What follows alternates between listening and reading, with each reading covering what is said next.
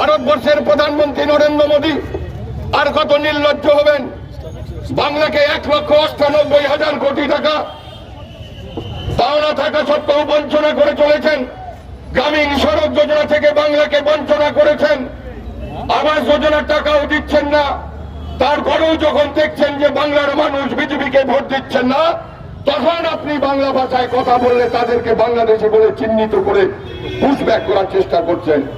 আজকের পেপারে দেখবেন কালিয়াচকের আমির শেখ, তিনি হরিয়ানায় কাজ করেন।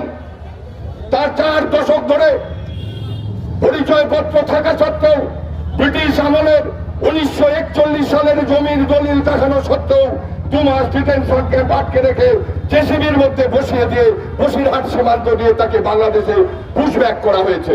আমাদের মাননীয় মুখ্যমন্ত্রী মমতা ব্যানার্জি সচেষ্ট হয়ে তাকে ফিরবার চেষ্টা করছেন। আমি ভারতীয় জনতা পার্টিকে বলতে চাই, নির্বাচন কমিশনকে হাতের পুতুল করে এসআইআর এর নামে ভোট বাতিল করে আপনি নির্বাচনে ক্ষমতায় আসতে পারবেন না। 2024-এ আপনি যে ভোট